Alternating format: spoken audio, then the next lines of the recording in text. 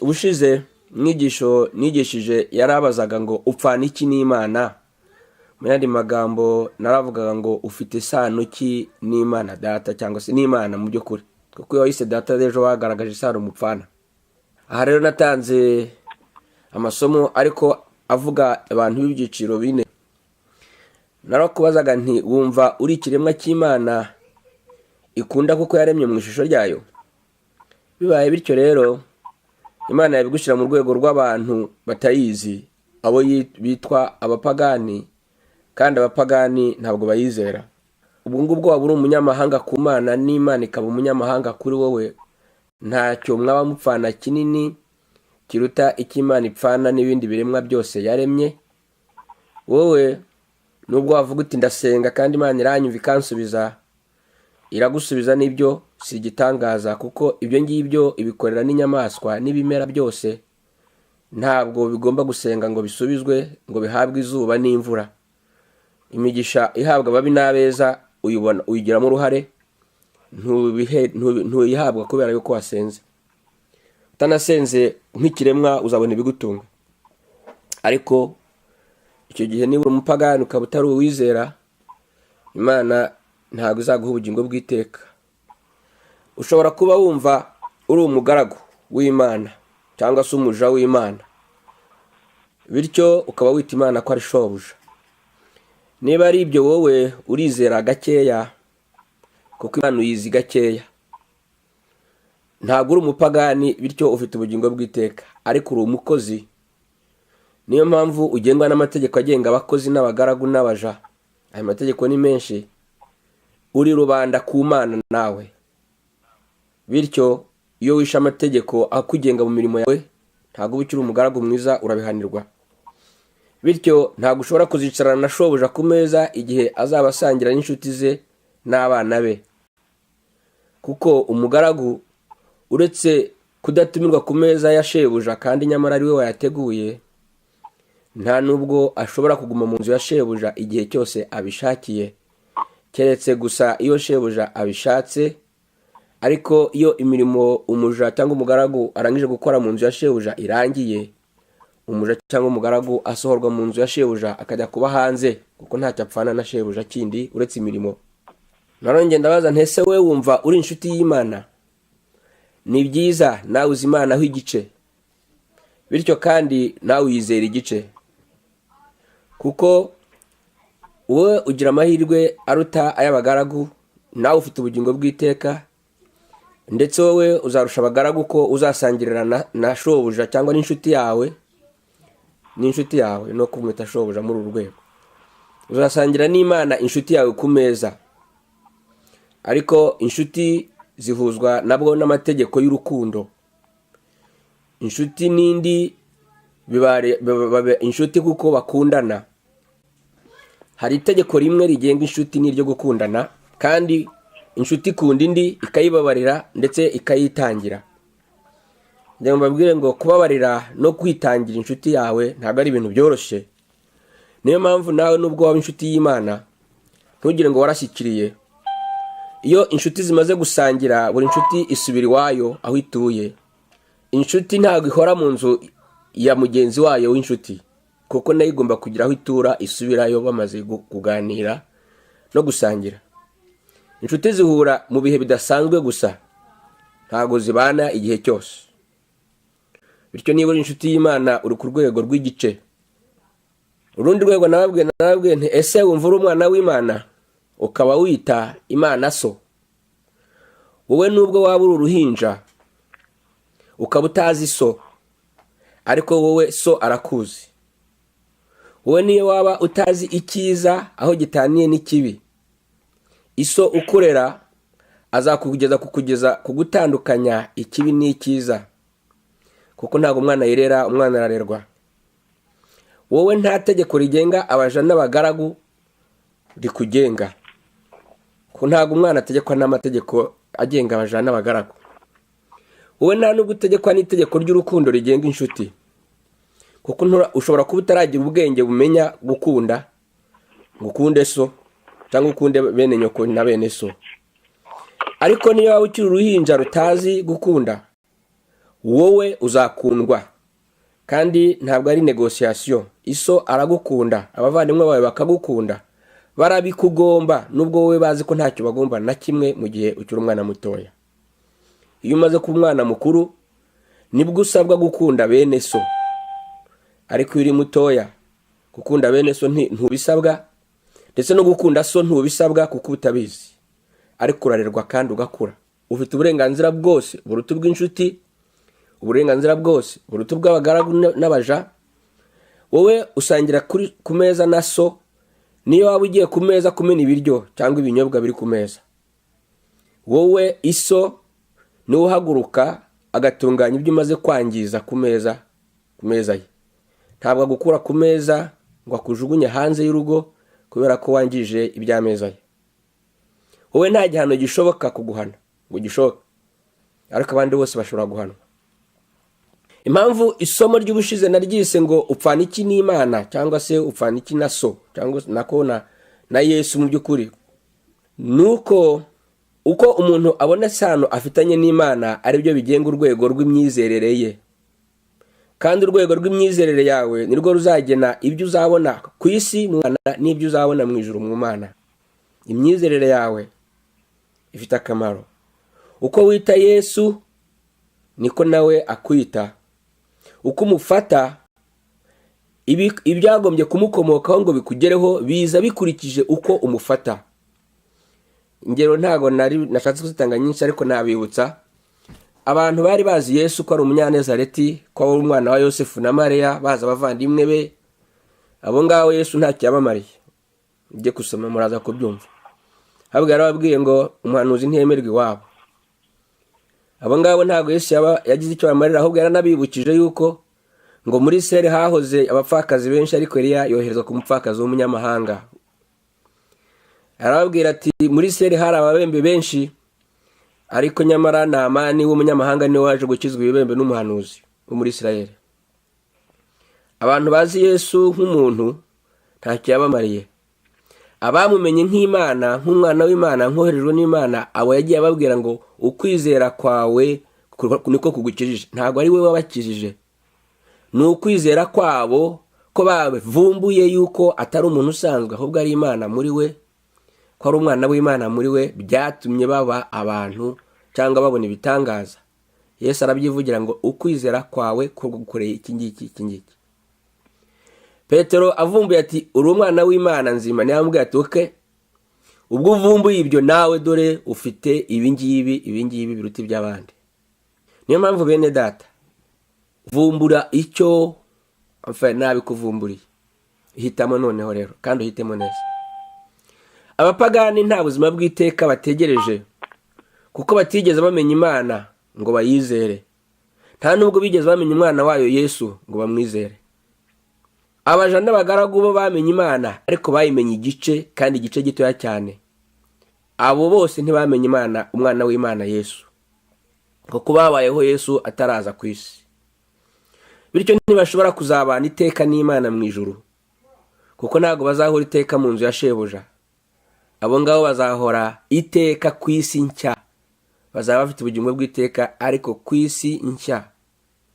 Inshuti z'Imana nazo nubwo zamenye Imana, ariko ziyizi igice.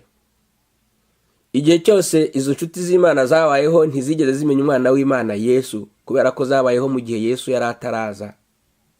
Bityo izo nshuti z'Imana zizasangira n'Imana ku meza, ariko ibyo nibirangira zizajya kuba iwabo w'abantu ni ku isi, ntabwo ari mu ijuru. Bariya niyo baza kubaho iteka ryose, kuko bazabaho, ariko bazabaho iteka ku isi. Bashobora kujya gusura Imana mu ijuru, ariko ntibazabaho iteka ku isi. Abana b'Imana bonyine nibo bazaba iteka n'Imana mu ijuru, bonyine ubiceho umurongo, kuko abo ni umubiri wa Yesu. Abo bari muri Yesu, kandi Yesu abana iteka na se, kandi inzu ya se iba iteka mu ijuru. Inzu y'Imana ntabwo iba iteka ku isi. Ku isi haba gusa representation, amashusho y'inzu y'Imana ihoraho iteka mu ijuru. Abana b'Imana bazaba iteka mu ijuru hamwe n'Imana, ariko abandi bose mumaze kumva nta n'uyu uzaba iteka mu ijuru. Niba wari witwa inshuti ukaba witwa umugaragu akaba ari ibyo wizera, uyu munsi ugira amahirwe ko nabikubwiye ngo va mu myizerere y'igice jya mu myizerere ishyitse. Ndabizi abenshi nuko muvuga, ndabizi imvugo yanyu ntirahinduka, ariko izi nyigisho nizo kugira ngo muhinduke kandi muhindure imvugo, muhindure imyizerere, muhagarare aho mugomba guhagarara. Uhagaze mu mwanya utari uwe aribeshya. Nuko rero nta kibi niba ari ubugingo bw'iteka bugushishikaje warizeye urabufite, ariko ababufite bose ntabwo ari abana b'Imana. Niyo mpamvu isomo ry'uyu munsi ngiye gusubukura iry'ubushize nari naryise ngo wowe upfana iki n'Imana. None ry'uyu munsi ndavuga ngo abana b'Imana baruta inshuti n'abagaragu cyangwa abaja b'Imana. Birababaje ko hari abantu batumiriwe kuba abana bakemera kuba abaja. Birababaje ko hari abantu batumiwe kuba abana bagakunda kuba inshuti. Birababaje ko hari abantu bakijijwe n'ubuntu bakabeshwaho n'amategeko y'ubwoko ubwo ari bwo bwose. Birababaje ko hari abantu batumiwe mu gihe cy'isezerano rishya bakavuka mu isezerano rishya bakabaho mu isezerano ryavuyeho. Ngiye kubasomera muri Luka igice cya 7 umurongo wa 18 ndageza ku 28. Ndasoma muri Bibiliya kuko ifite inyuguti nini nkaba ndwaye amaso nkoresha amataratara. Ndasoma mu ijambo ry'Imana. Bibiliya yitwa ijambo ry'Imana y'Ikinyarwanda. Bibiliya yera ifite inyuguti dutoya. Ubwo rero umutwe w'amagambo uravuga ngo Yohani umubatiza atuma kuri Yesu. Mbasomere rero Luka igice cya 7 ku murongo wa 18 kugera ku 28. Haranditse ngo abigishwa ba Yohani bamumenyesha ibyo byose ni igice kibanza cy'ibitangaza Yesu yari ari gukora. Baza kubimenyesha rero Yohani niko guhamagara babiri muri bo abatuma kuri Nyagasani ngo bamubaze bati, mbese ni wowe wa wundi ugomba kuza cyangwa dutegereze undi? Bageze aho Yesu ari baramubwira bati, Yohani umubatiza yadutumye kukubaza niba ari wowe wa wundi ugomba kuza cyangwa niba tugomba gutegereza undi. Icyo gihe basanga Yesu akiza abantu benshi indwara n'ububabare n'ingabo za Satani, ahumura impumyi nyinshi. Hanyuma asubiza izo ntumwa ati, mugende mutekerereze Yohani ibyo mwiboneye n'ibyo mwiyumviye muti, impumyi zirahumuka, ibimuga biragenda, ababembe barakira, ibipfamatwi birumva, abapfuye barazuka, n'abakene baragezwaho ubutumwa bwiza. Umurongo wa 23 uti, hahirwa rero umuntu wese utazareka kunyizera. Mu yindi Bibiliya ntago roko bayivuze neza, bavuze ngo hahirwa umuntu utagushwa n'ibyanjye, ariko aho banditse neza ngo hahirwa rero umuntu wese utazareka kwizera Yesu. Ku murongo wa 24 intumwa za Yohani zimaze kugenda, Yesu atangira kubwira rubanda ibyerekeye Yohani. Arababaza ati, mwagiye mu butayu kureba iki? Mbese n'urubingo ruhuhwa n'umuyaga? None se mwagiye kureba iki? Ese ni umuntu wambaye imyambaro y'agaciro? Oya, abambaye imyambaro y'akataraboneka bakanadamarara n'abibera mu ngoro z'abami. None se nyine mwagiye kureba iki? Ese ni umuhanuzi? Niwe koko, ndetse aruta umuhanuzi. Yohani uwo niwe ibyanditswe bivuga aho Imana igira iti, dore nohereje intumwa yanjye imbere yawe kugira ngo igutunganyirize inzira. Reka mbabwire, mu bana b'abantu ntawe uruta Yohani, nyamara umuto mu bwami bw'Imana aramuruta akabako. Mwaka gace maze kubasomera ndi busome n'akandi kamwe gusa, ndashaka kuzajya ntatinda. Nabonye iyo mfize inyigisho ndende abantu batabyumva neza niko bambwira, kuzigira ngo fi ntibinyorohera kuko mba navuze ibintu byinshi nagombye gushyigikira nerekanye imirongo yaho mbikura, kugira ngo abashidikanya n'abakunda kurwanya inyigisho nk'izi bajya bamenya yuko ntigisha amarangamutima yanjye, ko mba nigishije iby'ijambo rivuga. Ariko rero kuko nanone iyo ngiye mu mirongo myinshi ntabafasha kubyumva, abenshi mutakara, nzajya nigisha imirongo mike, yenda muyifate, nimukomeza kuburana ubwo Uwiteka azabasubiza. Ko abenshi burya intanga imirongo myinshi ngira ngo ababurana babe bakeya, abakeka ko bazi Bibiliya cyane babe bake, nuko. Ariko rero nabonye bidafasha benshi. Amagambo rero ndi burebe muri aka gace, hari ibindi bugarukeho barango impumyi zirahumuka, ibimuga biragenda, ababembe barakira, ibipfamatwi birumva, abapfuye barazuka, abakene baragezwaho ubutumwa bwiza. Ayo ndi buyagarukeho, ariko ayo ngiye kwibandaho ngo Yohani ni umuhanuzi koko, ndetse aruta umuhanuzi. Ntongera kwibandaho ngo mu bana b'abantu ntawe uruta Yohani, nyamara umuto mu bwami bw'Imana aramuruta. Reka mbanze mvuge ko Yohani ari umuhanuzi koko, kandi Yohani akaruta abahanuzi. Sinzi niba mwumva icyo Yesu yashatse. Kuki Yesu yategereje ngo ziriya ntumwa za Yohani zigendere, narangiza asubiremo ababwira ati reka mbabwire ibya Yohani rero. Ibyo byo ntabwo bari babibajijwe, ntabwo Yesu yabibajijwe, nta nubwo bari bahari bamubajije bati ese ziriya ntumwa za Yohani, buriya Yohani we ni muntu kibitebye. Ariko byabaye ngombwa ko Yesu ababwira ikintu ngo natwe kizatubera akabarore. Umuhanuzi ni umuntu uvugishwa n'Imana, nicyo kintu cya mbere, kuko nta muntu uhanura Imana itavuze. Kandi ngo Imana yavuze umuntu wese yahanura, cyangwa se n'amabuye arahanura. Relation ya mbere ituma umuntu aba umuhanuzi ni ukuvugishwa n'Imana. Burya babandi bajya bavanga Imana yavuze, Imana yavuze. Icy'ingenzi si ukuba Imana yavuze, icy'ingenzi ni ukuba Imana yabavugishije, kuko ntabwo ivugisha abantu abo ari bo bose. Muri izi nyigisho nabwiye ko muri titre yo kuba umwana ni umuhanuzi. Kubera iki? Kuko Imana ise amuvugisha. Akamaro k'umuhanuzi si ukubwira abantu, akamaro k'umuhanuzi ni ukumva Imana.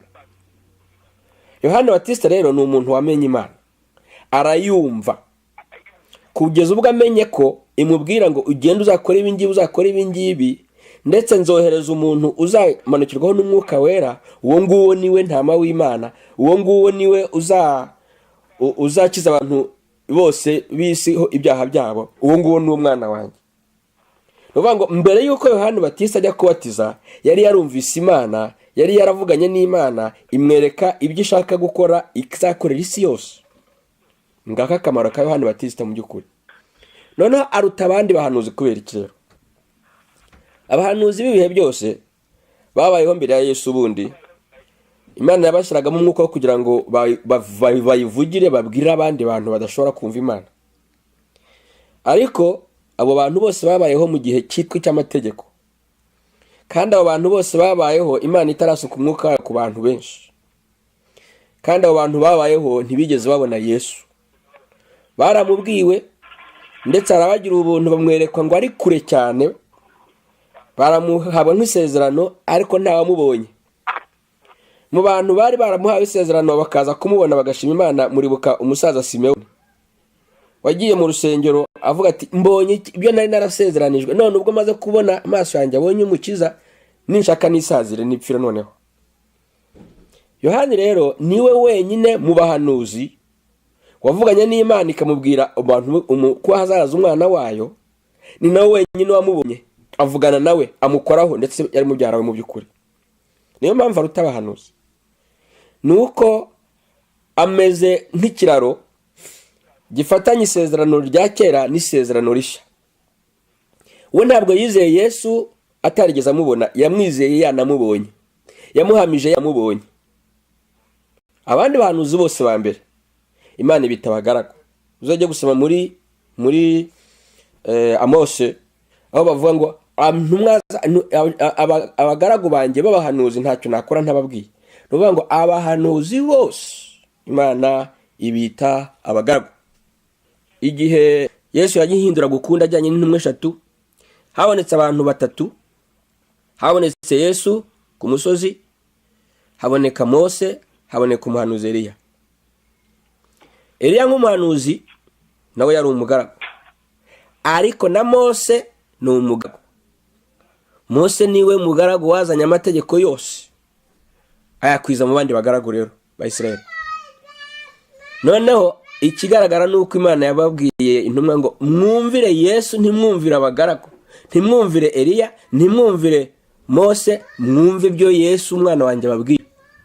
Marezo intumwa zari zigifite umutwe unangiye, wabayemo ubugaragu n'ubuja igihe kirekire, bumviye abahanuzi igihe kirekire, bumvise amategeko ya Mose igihe kirekire, ku buryo bavuye ku musozi bibagiwe ko Imana yababwiye ngo ntimwumvire Mose, ntimwumvire Eliya, mwumvire gusa umwana wanjye.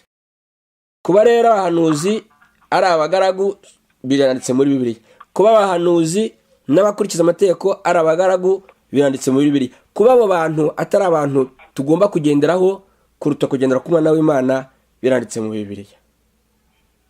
Niyo mpamvu Yesu ababwira ngo uwo muntu rero arakomeye, ndetse akatanga komparezo mu bana b'abantu.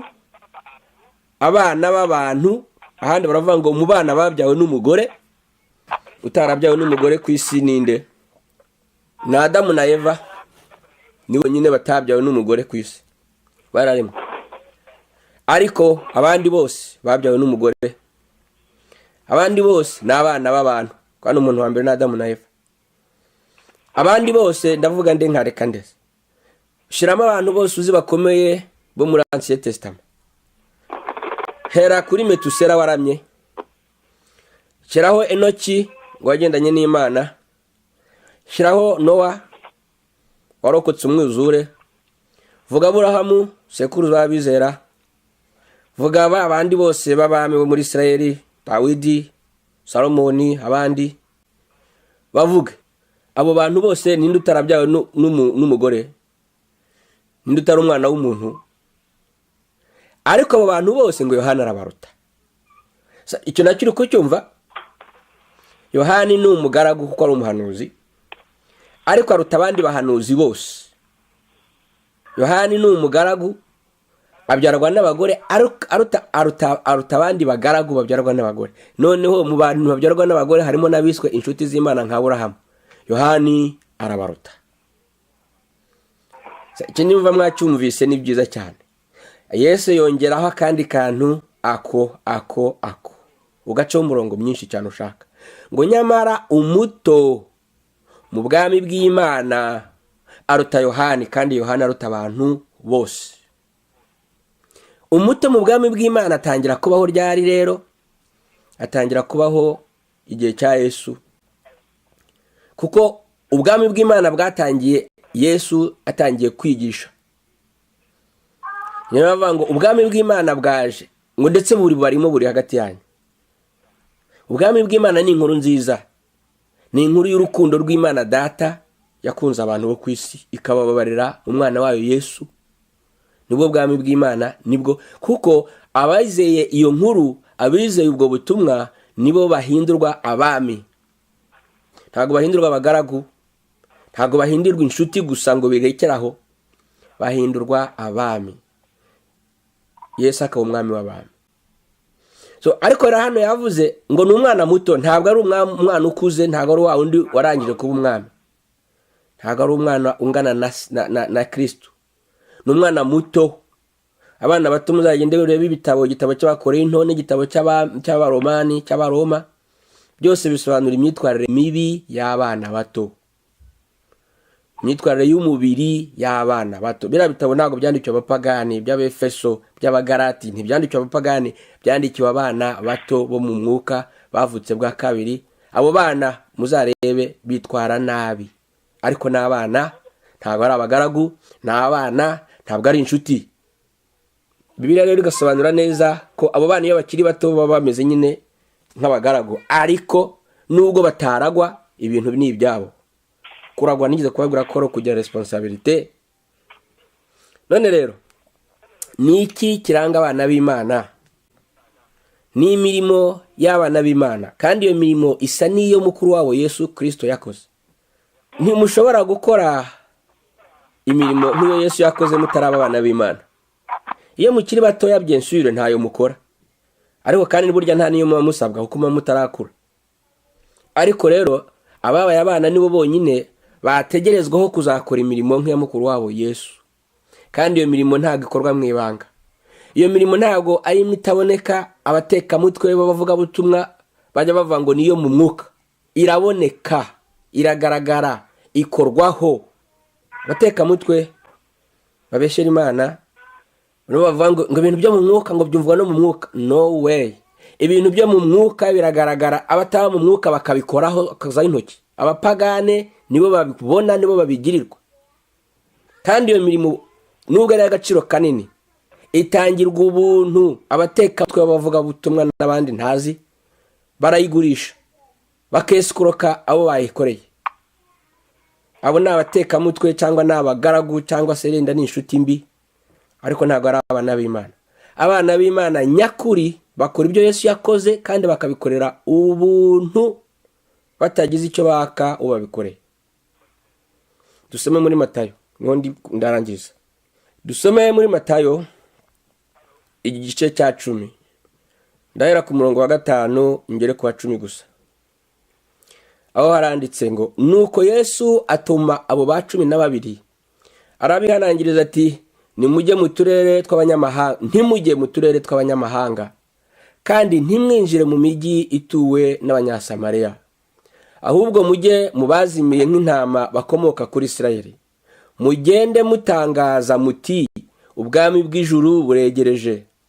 Mukize abarwayi, muzura abapfuye, muhumanura ababembe, kandi mumeneshe ingabo za Satani. Mwaherewe ubuntu, mutangire ubuntu. Nimugire ibiceri mutwara mu mikandara yanyu, byaba iby'izahabu, byaba iby'ifeza cyangwa iby'umuringa. Umurongo wa 10 nsojerejeho ngo, ntimujyane kandi imifuka y'urugendo cyangwa amakanzu 2 cyangwa inkweto, habe n'inkoni, kuko umukozi akwiye guhabwa ifunguro. Aya magambo ndagira ngo murebe, izi ntumwa zabikoze ntizitwa abahanuzi. Izi ntumwa zabikoze ntizitwa inshuti z'Imana, kuko ubushe nabwo ko yabise inshuti, ariko nyuma yarabazamuye abakora mu rwego rw'inshuti abita abana. Igihe babwira ko ari inshuti, babwiye ko bazagendera ku iteko ry'urukundo, bagakundana, batakunda bakaba atari inshuti. Ariko igihe babaye abana, ababwiye ngo muri abana, nta kindi yongeye kubabwira kindi cyo bagomba gukora uretse ahubwo ibyo yabakoreye byinshi. Inshuti ntabwo ari urwego rwa mbere, ni urwego rwa kabiri. Ntabwo ari urwego rwo kwifuzwa mwene data. Urwego rwo kwifuzwa n'urwo kuba abana. Ariko abana dore ibyo bakora rero, ngo mutangaze muti, ubwami bw'ijuru buregereje. Kuki yavuze ngo bwegereje, ntavuge ngo buriho, kubera ko mu gihe cya Ancien Testament bira byose abantu bitwaza byari biriho, ariko ntibyari ubwami bw'Imana. Mu bwami bw'Imana hama abandi bami b'abana b'Imana. Niyo mpamvu rero Abayisiraheli yatumyeho n'abari batarashoboye no gukurikiza ariya mategeko, n'abari batanabisabye, n'abari batabikwiriye, bari baratakaye. Ngo mugende mu nzu y'Abayisiraheli, ngo mujye mu nzu y'abazimiye b'intama bakomoka muri Isirayeli, ntimujye mu banyamahanga. Hanyuma nibwo yaje kuvuga ngo nyuma maze gupfa ngo nimujye muzajye noneho no mu mahanga. Kandi ntabwo yohereje ziriya ntumwa mu mahanga, yohereje yindi ntumwa imwe gusa, yohereje Pawulo. Abandi bose ni intumwa za Isirayeli, ko ari 12. Hanyuma rero icyo gusa nshaka kubereka, bamaze gutoranywa gukora imirimo nk'iya Yesu, mu by'ukuri gukora imirimo y'abana b'Imana, nubwo bavuye ngo mukize abarwayi. Mumaze kuvuga rya jambo ry'ubutumwa bwiza, mukize abarwayi. Iryo jambo niryo ribanza, by the way. Ushobora kubaza ngo ese wowe kutubwira ijambo hanyuma ukaba utarakiza abarwayi? Bazaza, ariko niba Imana ishaka kumvuga ijambo gusa nkarekeraho, ubwo wenda uzakiza abarwayi. Ariko nishaka ko nzavuga ijambo nabo bagakira, bazaza, bazakira, abapfuye bazazuka, ababembe bazahumanuka, abahumye bazareba, na Satani zizagenda. Kugeza ubu ntabwo mfite izo mpano, ariko iyo mfite yo kwigisha iramagije. Izindi ariko nazo zifite abagomba kuzikora. Ikibazo gusa, ese mu by'ukuri babikoze babitangira ubuntu cyangwa ababikora babikorera ubuntu? Cyangwa barangira bagasoresha, ngo ndi umukozi w'Imana, naguhesheje umugisha ndetse naragusengeye, dore none nawe mu nyungu zanyibuke. Yewe mwene data, ntukipreenye ngo umukozi w'Imana yarakwesikorote, nuko uri umuswa mu ijambo ry'Imana, nuko udahagaze mu ijambo ry'Imana. Iyo umukozi w'Imana aje kukwesikoroka, ntugatinye kumubwira ngo Satani imva imbere. Na Yesu yabwiye intumwa ye Petero ngo Satani imva imbere ujye inyuma. Abakozi b'Imana ntabwo arabo kwesikoroka ngo babeshweho no kwesikoroka abo bakorera imirimo yera y'Imana itari yabo. Kandi iyi mirimo ntabwo ikorerwa abeza. Abangaba bagiye gukizwa indwara ni Abayisiraheli bari baratakaye. Abakijwaga ibibembe ni Abayisiraheli bari baratakaye, bari barapaganye. Abakizwaga ibi byose ntibikorerwa abizera, bikorerwa abatizera, bikorerwa abataye Imana batayizi, kugira ngo bamenye ko Imana iriho, kugira ngo bamenye ko Imana iri mu bana bayo, kugira ngo tube Emmanuel mu bantu. Kandi Emmanuel ni ukuvuga ngo Imana iri mu bantu. Iyo Imana iri mu bantu babaye igisubizo cy'abantu, kandi abo bantu ni babi. Ntimukitwaze ngo umuntu ntiyizera ngo ntakorerwe ibitangaza. Hari ibitangaza koko byakozwe na Yesu, abwira abo babikoreye ati ni ukwizera kwanyu si njyewe. Ariko hari n'ibindi Yesu yakoze abishaka hatabayeho kwizera kwabo ngabo. Niba uri umwana w'Imana mu rwego yagutumye gukora ibira bitangaza, icyambere uzabikora nta kwirwa uhatiriza, kuko yabiguhaye kubu. Ntabwo intumwa zigeze zigenda ngo zirirwe zirira, zitakamba, zirukana amadayimoni, zitakamba, zirukana bavuza induru bakiza ibibembe. No, ntabwo uko byagenze. Kubera yuko biriya byose twahawe gutegeka nk'abana b'Imana, birabizi yuko iyo tuvuze mu muhamagaro wacu aho duhagaze mu bana birahunga, ntabwo birwana natwe, byaratsinzwe. Aho rero abakwiba ntibakaguteshe inzira ngo uvuge ngo njyewe nataye ijambo, njyewe singisenga, njyewe sinkiri, ngo kubera ko bakwesikorotse. Abo bayesikoro bihorera. Niba ari abayesikoro b'abana b'Imana, babandi bakora amafute bakiri abana, ubwo Imana izabakuza. Ariko niba ari abayesikoro batarigeze baba n'abana, wowe wabihomberamo kandi uri umwana, kuko utagira ijambo. Yewe mwana w'Imana, nawe ukora ibintu byiza ukabigurisha, ntago uhagaze mu ijambo. Bitangirwa ubuntu ibyo bintu, kandi kubitangira ubuntu ntibikwicisha inzara. Niyo mpamvu Yesu avuga ati ntimugire icyo mutwara, ntimutwara amafaranga, ntimutwara impago zirimo ibintu bya pièce de rechange ngo mujyane imyenda yo guhindura, mutwara inkweto. Ntimugire icyo mutwara. Kubera iki? Umwana w'Imana agaburirwa na se, ntago agaburirwa n'abakoreye. Umwana w'Imana ahabwa ifunguro. Hari aravuze ngo habe n'inkoni ntimukayitware, ngo umukozi akwiye guhabwa ifunguro. Ntago yatubwiye uzarimuha, ntago yatubwiye uzarimuha. Ntiyatubwiye ko ari bari abantu bakirijwe indwara baramutse babaye bo byaba byiza, ariko ntukabisabirize. Ntago yatubwiye ko ari bari abantu birukaniwe amadayimoni bazabaha ifunguro, baramutse babaye ari bo byaba ari byiza, ariko ntukabisabirize. Mwene data ndi kubwira babiri. Hari umukozi w'Imana, w'umwana w'Imana ari gukora nabi, ugurisha iby'Imana yamuhaye ku buntu. Urakora nabi mwene data. Abana b'Imana noneho mwebwe besikoroka, namwe mubimenye ko atari byo. Nta kintu Imana so yateganyije ko uzagura nawe. Umubyeyi wawe so ntago akugurisha ikintu icyo ari cyo cyose aguhaye, ni ubuntu. Nta mpamvu ugomba kuriha kugira ngo iso aguhe ibyo agomba kuguha. Iso arakugomba, ntabwo ari uwo mugomba. Niwe wakubyaye, ntabwo ari wamubyaye. Kandi kugeza ubu ngubu niko Imana yabigenjereje abana bayo.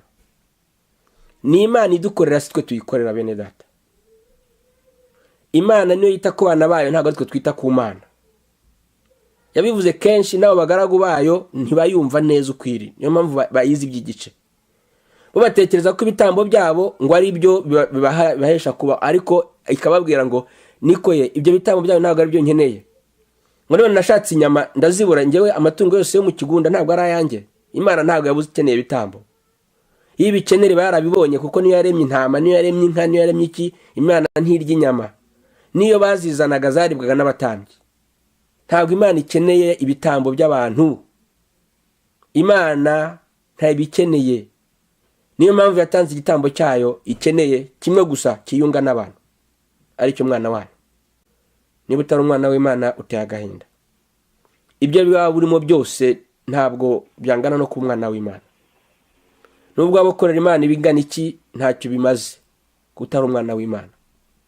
kuko niba ukorera Imana ibitangaza Zahara izavuga ngo bazakora ibitangaza mbabwire ngo sinigeze mbamenya ngo ni inkozi z'ibibi. Why? Ariko nta nari muzabwira umwana wayo ngo sinigeze nkumenya ngo uri ekada. Abana bayo bo ngo nta rubanza rubacirwaho. Abana bayo bo witwaza iki? Nguri umukozi nguri intumwa w'Imana cyangwa se nguri inshuti y'Imana? Inshuti zibeshwaho no gukurikiza amategeko y'urukundo. Amategeko y'urukundo harimo gukunda inshuti yawe no kuyitangira kandi hakabamo no kubabarira. Abantu b'abakristo mutababarira muri munganiki. Abana b'Imana nibo bonyine batagowe. Kubera iki? Ntacyo wakora umwana wabaye ikigoryi rega. Iyo mwana wabaye ikigoryi ibyo yangije niwe ubiriha. Iyo mwana ari ikirara akagenda akamena amasoko akiba akavyora abagore akagira gute, iyo bagiye kumufata akabura ubwishu hari hase ise niwe wishura. Kandi Imana data yarishyuye muri Yesu Kristo. Hari abantu mujya mwigereranya nabo mutagomba kwigereranya nabo. Abo bana b'Imana nubwo mubona musangira ibishimbo n'ibijumba hari indirimbo bivuga ntacyo mupfana. Abo bana b'Imana nubwo ubona basa nk'urugano nako basa nk'impamvu barengano, urumamfu ntacyo rupfana n'urugano. Niba utabyumva urababaje. Icyakora nahamagariwe kubwira abo bana b'Imana ngo muve mu kwishushanya n'ab'isi. Ab'isi ntagara abapagane gusa. Ab'isi harimo n'ababagaragu n'abaja, nabo n'ab'isi bazaguma ku isi ntibazayivaho. Nibajya no gutaha ubukwe bwa ntama bazagaruka ku isi, batuzwe ku isi nshya, ariko n'ab'isi. Ab'isi harimo n'inshuti z'Imana. Iyo rero bavuga ngo ntukishushanye n'ab'isi ntabwo bavuga gusa kutishushanya n'abapagani. Abapagani nabo ku isi igaragara, ariko ku isi izakurikiraho ntibazaba bahari. Ku isi izakurikiraho hazaba hasigaye abagaragu n'inshuti, abo nabo ntukishushanye n'ab'isi. So kwishushanya n'ab'isi rero bivuga kwishushanya muri kino gihe n'abapagani no kwishushanya mu isi izakurikiraho n'abagaragu n'inshuti z'Imana. Bene data, niba uri umwana nturi umugaragu, ariko niba uri umugaragu nturi umwana. Niba uri umwana nturi inshuti, ariko niba uri inshuti nturi umwana. Ndarangije. Niba ari ibibazo mufite mu bibaze, Imana ibahe umugisha. Ubushize mwigisho